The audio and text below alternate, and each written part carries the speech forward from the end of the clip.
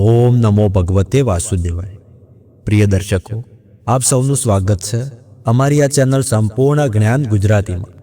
તો મિત્રો, આજે આપણે આ વિડીયોમાં ષટતિલા એકાદશીની વ્રત કથા સાંભળીશું, તેનું મહાત્મ્ય જાણીશું અને આ દિવસના શુભ મુહૂર્તો વિશે પણ જાણીશું અને અંતે આપણે ભગવદ્ ગીતાજીના પવિત્ર અધ્યાયનું શ્રવણ પણ કરીશું। તેથી મિત્રો, આ વિડીયો અંત સુધી જોજો અને અમારી સાથે જોડાયેલા રહેજો। અને તમે ચાહો છો કે આ વ્રતનું સંપૂર્ણ ફળ તમને પ્રાપ્ત થાય, તમારી બધી જ મનોકામનાઓ ભગવાન પૂર્ણ કરે, તો આ વિડીયોને ફક્ત એક લાઈક કરી લેજો અને કોમેન્ટમાં જય શ્રી કૃષ્ણ અથવા ઓમ નમો ભગવતે વાસુદેવાય લખી લેજો, જેથી ભગવાન વિષ્ણુના આશીર્વાદ હંમેશા તમારા સમગ્ર પરિવાર ઉપર બની રહે। તો ચાલો આજનો વિશેષ વિડીયો શરૂ કરીએ। મિત્રો, પોષ માસના વદ પક્ષમાં જે એકાદશી આવે છે તેને ષટતિલા એકાદશી કહેવાય છે અને ધાર્મિક માન્યતાઓ મુજબ ષટતિલા એકાદશીના દિવસે ભગવાન શ્રી હરિ વિષ્ણુને તલથી બનેલી મીઠાઈઓ અથવા કોઈ પણ ભોગ અર્પણ કરવામાં આવે અને તલનું દાન કરવામાં આવે તો તેનાથી તમામ પ્રકારના પાપો, દોષો અને સંતાપોથી મુક્તિ મળે છે અને અક્ષય પુણ્યની પ્રાપ્તિ થાય છે। ષટતિલા એકાદશીનું વ્રત કરવાથી ભગવાન શ્રી હરિ વિષ્ણુ અને માતા લક્ષ્મી બંનેની કૃપા પ્રાપ્ત થાય છે। તેથી આ વ્રત ધારણ કરવાથી સુખ સમૃદ્ધિ, સંતાન સૌભાગ્ય અને તમામ પ્રકારની કામનાઓ પૂર્ણ થાય છે। ભગવાન શ્રી હરિ વિષ્ણુની અપાર કૃપા પ્રાપ્ત થાય છે અને દરેક પ્રકારના પાપોથી મુક્તિ મળી જાય છે, તેમજ મૃત્યુ પછી વૈકુંઠ લોક એટલે કે મોક્ષની પ્રાપ્તિ થાય છે। તેથી ષટતિલા એકાદશી અત્યંત મહત્વપૂર્ણ માનવામાં આવે છે। તો સૌથી પહેલાં આપણે જાણીશું કે વર્ષ 2026માં ષટતિલા એકાદશીની તિથિ ત્યારે શરૂ થાય છે, ત્યારે પૂર્ણ થાય છે અને વ્રતનું પારણ એટલે કે આ વ્રત ખોલવાનું શુભ મુહૂર્ત કયું રહેશે, તેમજ ષટતિલા એકાદશીના દિવસના શુભ મુહૂર્તો કયા રહેશે। તો જુઓ, ષટતિલા એકાદશીની તિથિ 13 જાન્યુઆરીના રોજ બપોરે 3:17 શરૂ થાય છે અને એકાદશી તિથિનું સમાપન 14 જાન્યુઆરીના રોજ સાંજે 5:52 થશે। તેથી સૂર્યોદય કાલીન તિથિ અનુસાર 14 જાન્યુઆરી 2026ના રોજ ષટતિલા એકાદશીનું વ્રત ધારણ કરવાનું રહેશે અને તે દિવસ બુધવારનો રહેશે। આ જ દિવસે મકર સંક્રાંતિ પણ આવે છે। તેથી મકર સંક્રાંતિ અને ષટતિલા એકાદશીનો ખૂબ જ શુભ અને દુર્લભ સંયોગ આપણને પ્રાપ્ત થાય છે। આ દિવસે સૂર્યદેવ ઉત્તરાયણ થાય છે, તેથી આ દિવસ ખૂબ જ શુભ અને શ્રેષ્ઠ છે। વિધિ વિધાનથી પૂજા કરવી જોઈએ, મંત્રોનો જપ કરવો જોઈએ અને જો વ્રત ધારણ કરવામાં આવે તો તે અત્યંત શ્રેષ્ઠ માનવામાં આવે છે। જો વ્રત ન પણ રાખતા હોય તો પણ આજના દિવસે ભગવાન શ્રી વિષ્ણુનું ધ્યાન જરૂર કરવું જોઈએ, શુદ્ધ અને સાત્વિક ભોજન લેવું જોઈએ અને જો શક્ય હોય તો રાત્રે જાગરણ કરવું જોઈએ। એકાદશીની રાત્રે અખંડ દીપદાન કરવાથી મનની તમામ કામનાઓ પૂર્ણ થાય છે અને વ્રતનું સંપૂર્ણ ફળ આપણને પ્રાપ્ત થાય છે, પિતૃઓની કૃપા પ્રાપ્ત થાય છે અને ભગવાન શ્રી હરિ વિષ્ણુની અપાર કૃપા મળે છે। તેથી 13 જાન્યુઆરી 2026ના રોજ દસમી તિથિના નિયમોનું પાલન કરવું જોઈએ। આ દિવસે શુદ્ધ અને સાત્વિક ભોજન લેવું જોઈએ અને ત્યારબાદ 14 જાન્યુઆરીના રોજ વ્રત ધારણ કરવું જોઈએ। એકાદશી વ્રતનું પારણ દ્વાદશી તિથિમાં કરવામાં આવે છે અને દ્વાદશી તિથિ 14 જાન્યુઆરીના રોજ સાંજે 5:52 શરૂ થાય છે અને દ્વાદશી તિથિનું સમાપન 15 જાન્યુઆરીના રોજ રાત્રે 8:16 થશે।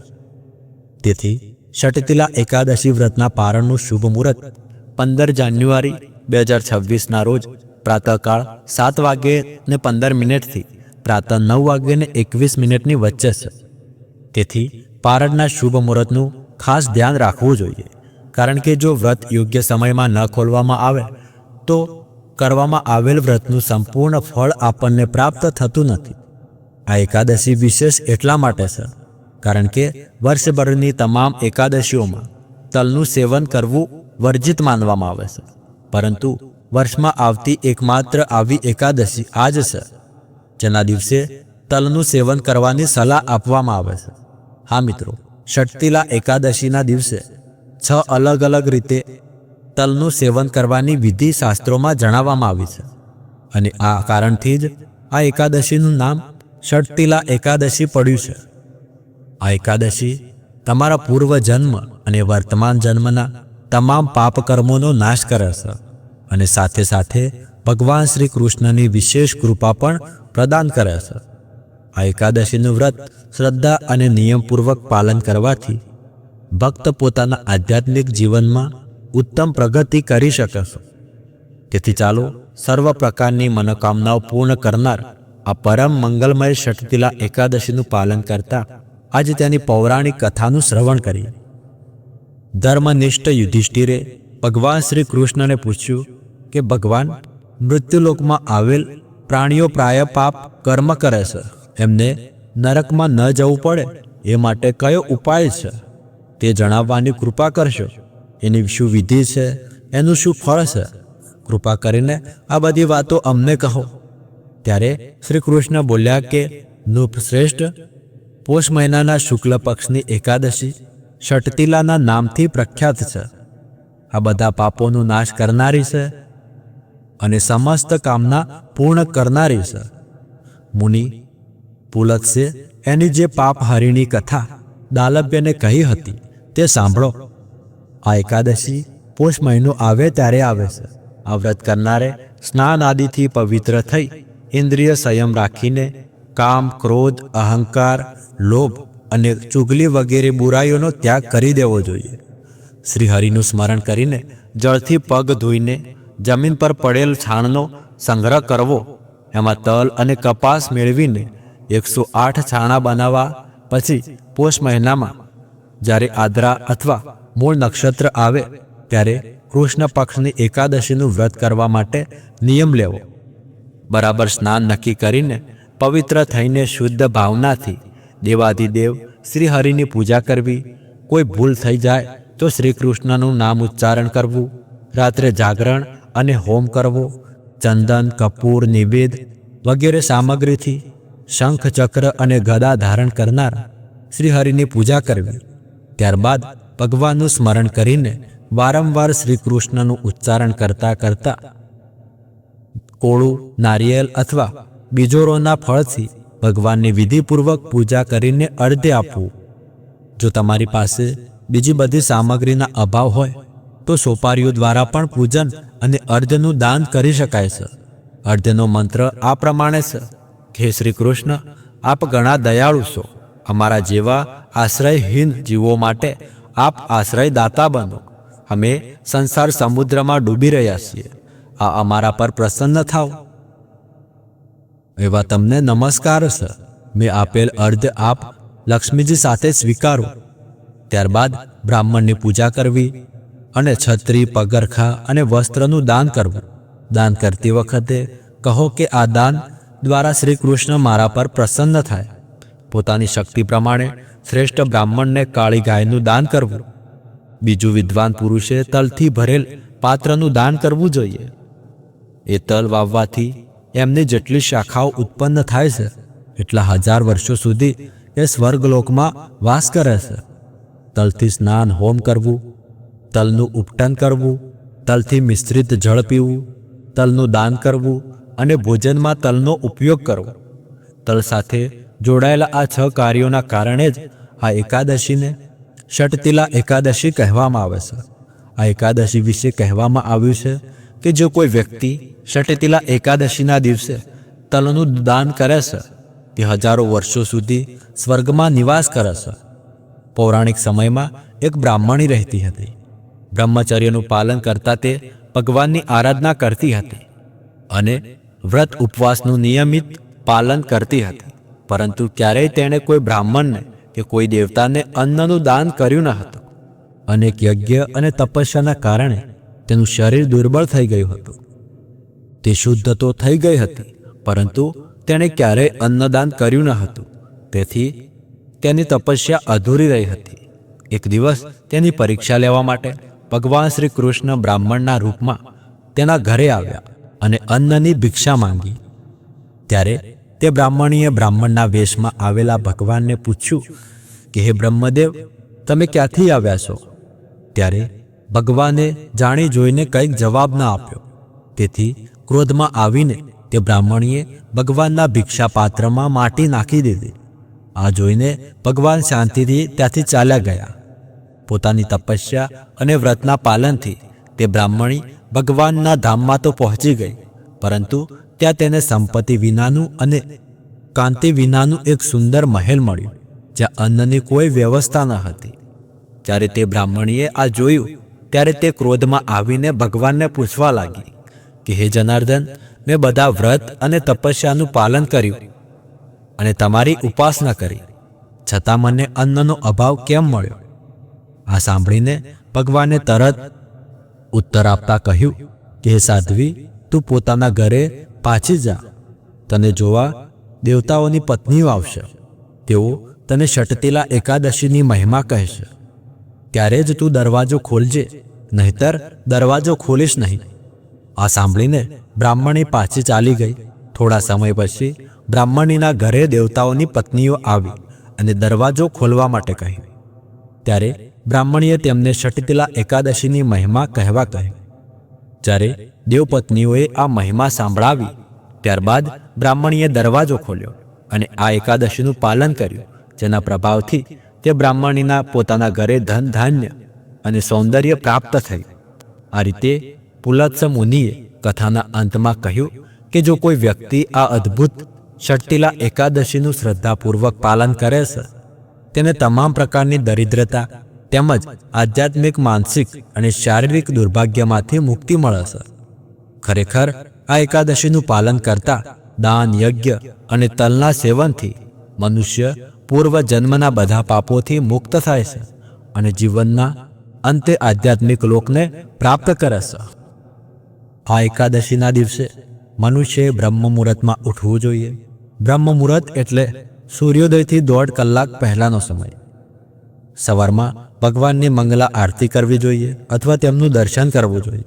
આ દિવસે વધારેમાં વધારે કૃષ્ણ મહામંત્ર એટલે કે હરે કૃષ્ણ કૃષ્ણ કૃષ્ણ હરે હરે, હરે રામ રામ રામ હરે હરે, આ મહામંત્રનો જપ કરવો જોઈએ. તુલસી દેવીની પૂજા અર્ચના કરવી જોઈએ. તેમને જળ અર્પણ કરવું જોઈએ અને ઓછામાં ઓછા 3 વખત તેમની પ્રદક્ષિણા કરવી જોઈએ. આ દિવસે તુલસી દેવીના સમક્ષ બેસીને હરે કૃષ્ણ મહામંત્રોનો જપ કરવાથી વિશેષ ફળ પ્રાપ્ત થાય છે. સમગ્ર દિવસ દરમિયાન અન્ન, દાળ, ચોખા વગેરેનો ત્યાગ કરીને ઉપવાસ કરવો જોઈએ. જો જરૂર લાગે તો તમે ફળ, દૂધ અથવા એકાદશી પ્રસાદ પણ લઈ શકો છો. ઉપવાસનો અર્થ પોતાની શારીરિક અને માનસિક ચેતનાને વધુને વધુ કૃષ્ણમય બનાવવાનો હોય છે. ઉપવાસનો અર્થ માત્ર ભોજન ન કરવું એવું નથી. ઉપવાસ રાખીને જો કોઈ પ્રજલ્ય કરે છે, વ્યર્થ વાતચીતમાં અને ટીવી, મોબાઈલ વગેરેમાં સમય બગાડે છે, તો એવા ઉપવાસનો કોઈ અર્થ રહેતો નથી. ઉપવાસનો અર્થ છે પોતાની બધી ઇન્દ્રિયોને નિયંત્રણમાં રાખવી, એટલે કે ન તો કોઈ પર ક્રોધ કરવો, ન તો કોઈની નિંદા કરવી, ન તો જૂઠ્ઠું બોલવું અને ન તો જરૂર કરતાં વધારે સૂવું. આ દિવસે વધારેમાં વધારે હરિકથાનું શ્રવણ કરવું જોઈએ અને તે પણ પ્રમાણભૂત વક્તા પાસેથી. આ દિવસે તમે ભગવદ્ ગીતા, શ્રીમદ ભાગવત જેવા વૈદિક ગ્રંથોનું અધ્યયન પણ કરી શકો છો. પ્રયત્ન કરવો જોઈએ કે પોતાની ચેતનાને વધુને વધુ ભગવાન શ્રી કૃષ્ણના કેન્દ્રમાં સ્થિત રાખો. તેના માટે તમારે તમારા ઘરના વાતાવરણને પણ એવું જ બનાવીને રાખવું જોઈએ. સાંજના સમયે તમે તમારા ઘરે ભગવાનના સમક્ષ અને તુલસી દેવીના સમક્ષ ઘીનો દીવો અર્પણ કરી શકો છો અને હરે કૃષ્ણ મહામંત્રનું કીર્તન કરી શકો છો. બીજા દિવસે દ્વાદશી પર નક્કી કરેલા પારણના સમયે નિયમ અનુસાર એકાદશી વ્રતનું પારણ કરો. પારણ માટે બનાવેલ ભોજન, પ્રસાદને તુલસીપત્ર નાખીને સૌપ્રથમ ભગવાનને અર્પણ કરો અને પછી તેને કોઈ યોગ્ય બ્રાહ્મણ અથવા વૈષ્ણવને ખવડાવી શકો છો. જો તેમને પોતાના ઘરે બોલાવી ન શકો તો મંદિરમાં જઈને પણ આપી શકો છો અને પોતાની સમક્ષ મુજબ કંઈ ના કંઈક દાન અવશ્ય કરવું જોઈએ. એકાદશી વ્રતનું પાલન ત્યારે જ પૂર્ણ થાય છે જ્યારે દ્વાદશી ઉપર દાન આપવામાં આવે. તો ચાલો પોષ માસની વિશેષ ષટતિલા એકાદશીનું સંપૂર્ણ શ્રદ્ધા, અને નિષ્ઠાપૂર્વક પાલન કરીએ અને આજના દિવસે પોતાની ચેતનાને વધુને વધુ શ્રી કૃષ્ણના કેન્દ્રમાં રાખીએ. શ્રી કૃષ્ણના સુંદર સ્વરૂપ, દિવ્ય લીલાઓ અને અદ્ભુત ગુણોનું સતત શ્રવણ, કીર્તન અને ચિંતન કરી અને પોતાના માનવ જીવનને સફળ બનાવીએ. તો મિત્રો, આપણે આ વિડીયોમાં કથા, મહાત્મય અને શુભ મુહૂર્તો વિશે જાણી લીધું અને હવે આપણે ભગવદ્ ગીતાના સુંદર પાઠનું શ્રવણ કરીશું. તો મિત્રો, હજી સુધી તમે અમારો વિડીયો જોઈ રહ્યા છો અને વિડીયોને લાઈક ન કરી હોય તો વિડીયોને એક લાઈક કરી લેજો અને કોમેન્ટમાં જય શ્રી કૃષ્ણ લખી લેજો. તો ચાલો હવે શરૂ કરીએ ભગવદ્ ગીતાના અધ્યાય 7ની પાવન યાત્રા. આ અધ્યાયની શરૂઆતમાં ભગવાન શ્રી કૃષ્ણ પોતાની અદ્ભુત શક્તિ અને માયાના રહસ્યો સમજાવે છે. તેઓ કહે છે કે આ આખું જગત તેમનામાંથી પ્રગટ થયું છે અને બધું જ અંતે ફરી તેમનામાં જ લય પામે છે. જેમ મોતી દોરામાં પરોવેલા હોય છે તેમ સમગ્ર સૃષ્ટિ ભગવાનમાં જ સ્થિત છે. શ્રી કૃષ્ણ જણાવે છે કે તેમની પ્રકૃતિ એક એવી માયા છે જેને જીતવું સહેલું નથી, પરંતુ જે મનુષ્ય તેમને સંપૂર્ણ સમર્પણથી શરણ આવે છે તે તેમની કૃપાથી આ માયા પર વિજય મેળવી શકે છે. આગળ તેઓ જણાવે છે કે દરેક મનુષ્ય ભગવાનને શરણ નથી આવતો.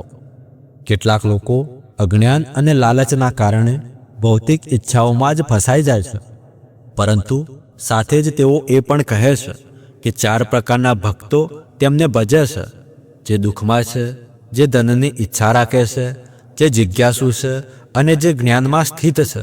આ ચારેયમાં ભગવાનને સૌથી પ્રિય એ છે જે જ્ઞાનમાં સ્થિત રહી પોતાની બુદ્ધિ અને મનને સંપૂર્ણ રીતે ભગવાનમાં સમર્પિત કરે છે. શ્રી કૃષ્ણ કહે છે કે જે લોકો લૌકિક ઈચ્છાઓના કારણે અન્ય દેવી દેવતાઓની ઉપાસના કરે છે તેઓને થોડાક સમય માટે ફળ મળે છે, પરંતુ એ ફળ ક્ષણિક હોય છે, કારણ કે અંતે સત્ય એ છે કે તમામ શક્તિઓનો મૂળ સ્ત્રોત સ્વયં પરમાત્મા શ્રી કૃષ્ણ જ છે. આથી સાચો ભક્તિનો માર્ગ એ છે કે આપણે ભગવાનને અંતિમ ગંતવ્ય માનીએ. તેઓ સર્વશક્તિમાન, સર્વવ્યાપક અને સર્વજ્ઞ છે. તેમ છતાં પોતાની યોગમાયા શક્તિથી તેઓ પોતાનું દિવ્ય સ્વરૂપ દરેકને સહેલું જોવા દેતા નથી. માત્ર જે તેમને આશ્રય લે છે, જે ભક્તિપૂર્વક શરણમાં આવે છે, તેમને જ તેઓ પરમ જ્ઞાન આપે છે. આ જ્ઞાનથી ભક્તને પોતાના જીવનનું રહસ્ય અને કર્મોના પરિણામોનું સાચું જ્ઞાન પ્રાપ્ત થાય છે. પૂર્ણ પુરુષોત્તમ બોલ્યા કે હે અર્જુન, હવે સાંભળ. મારા પ્રત્યે મનને અનન્ય રીતે અનુરક્ત રાખીને અને ભક્તિ યોગની સાધના દ્વારા મને શરણાગત થઈને કેવી રીતે તું નિસંદેહ થઈને મને પૂર્ણપણે જાણી શકીશ. હવે હું તારી સમક્ષ આ જ્ઞાન અને વિજ્ઞાન પૂર્ણપણે પ્રગટ કરીશ, જે જાણીને આ જગતમાં અન્ય કંઈ જાણવા યોગ્ય શેષ રહેતું નથી. સહસ્ત્ર મનુષ્યોમાંથી ભાગ્યે જ કોઈ એક સિદ્ધિ પ્રાપ્ત કરવા પ્રયાસ કરે છે અને સિદ્ધિ પ્રાપ્ત કરનારાઓમાંથી પણ ભાગ્યે જ કંઈક એક જ મને વાસ્તવમાં જાણે છે. પૃથ્વી, જળ, અગ્નિ, વાયુ, આકાશ, મન, બુદ્ધિ અને અહંકાર આ સર્વ મારી પ્રકૃતિ શક્તિના 8 તત્વો છે. આવી ગૌણ મારી અપરાશક્તિ છે, પરંતુ તેનાથી ચડિયાતી છે હે મહાભુજોવાળા અર્જુન મારી આ પરાશક્તિ છે. આ જીવ શક્તિ છે, જેમાં શરીરધારી આત્માઓનો સમાવેશ થાય છે, જેઓ આ જગતમાં જીવનનો આધાર છે. સર્વ જીવંત પ્રાણીઓનો ઉદ્ભવ મારી આ 2 શક્તિઓમાંથી થાય છે. તે તું જાણ, હું સમગ્ર સૃષ્ટિનો સ્ત્રોત છું અને મારામાં જ તે પુનઃ વિલીન થઈ જાય છે. હે અર્જુન, મારાથી શ્રેષ્ઠ અન્ય કંઈ નથી. જેવી રીતે મોતી દોરામાં ગૂંથાયેલા રહે છે, તેવી રીતે સર્વ મારામાં આશ્રિત છે. હે કુંતી પુત્ર, હું જળમાં સ્વાદ છું અને સૂર્ય ચંદ્રનો પ્રકાશ છું. હું વૈદિક મંત્રોમાં પવિત્ર ઉચ્ચારણ ઓમ છું. હું આકાશમાં ધ્વનિ છું અને મનુષ્યોમાં સામર્થ્ય છું. હું પૃથ્વીની શુદ્ધ સુગંધ છું અને અગ્નિમાં પ્રકાશ છું. હું સર્વ પ્રાણીઓનું જીવન બળ છું અને તપસ્વીઓનું તપ છું. હે અર્જુન, જાણી લે કે હું સર્વ પ્રાણીઓનું સનાતન બીજ છું. હું બુદ્ધિશાળીઓની બુદ્ધિ છું અને તેજસ્વીઓનું તેજ છું. હે ભરતવંશીઓમાં શ્રેષ્ઠ, હું બળવાન વ્યક્તિઓમાં કામના અને રાગથી રહિત બળ છું. હું એક કામ ક્રીડા છું જે ધર્મથી વિરુદ્ધ નથી અને શાસ્ત્રોની નિષિદ્ધ આજ્ઞાઓથી વિરુદ્ધ નથી. માયિક અસ્તિત્વની 3 અવસ્થાઓ સાત્વિક, રાજસી અને તામસી મારી શક્તિ દ્વારા જ પ્રગટ થાય છે. તેઓ મારામાં છે, પરંતુ હું તેમનામાંથી પરે છું. માયાના 3 ગુણોથી મોહિત આ સંસારના લોકો અવિનાશી અને શાશ્વત એવા મને જાણવા સામર્થ્ય નથી. મારી દિવ્ય શક્તિ માયા જે પ્રકૃતિના 3 ગુણોથી બનેલી છે તેને પાર કરવી અતિ દુષ્કર છે, પરંતુ જે લોકો મને શરણાગત થાય છે તે તેને સરળતાથી પાર કરી જાય છે.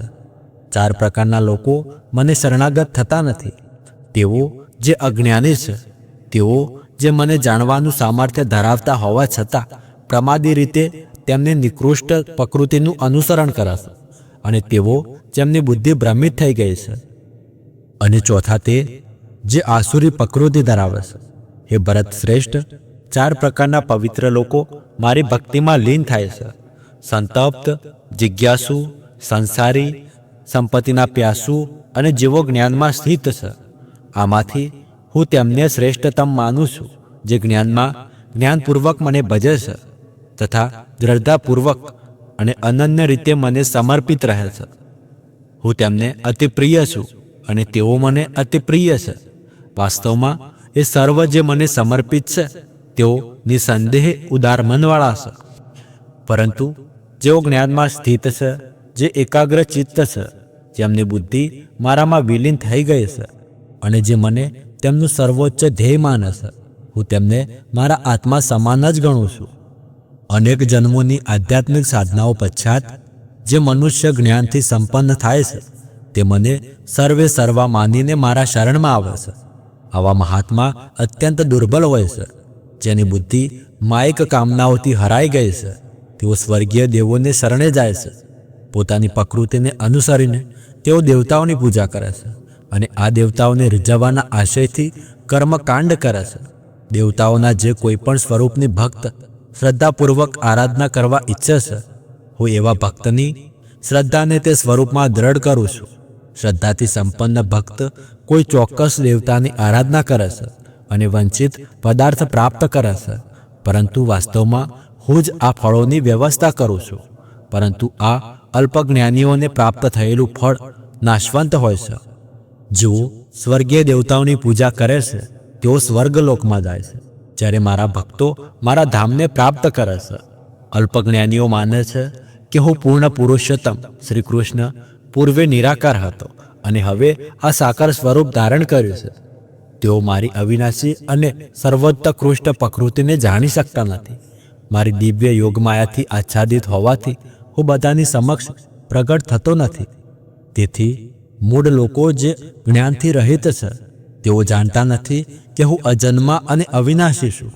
હે અર્જુન, હું ભૂત, વર્તમાન અને ભવિષ્ય જાણું છું અને હું સર્વ જીવોને જાણું છું, પરંતુ મને કોઈ જાણતું નથી. હે ભરતવંશી, ઈચ્છા અને ઘૃણાનો દ્વંદ્વ મોહમાંથી ઉદ્ભવે છે.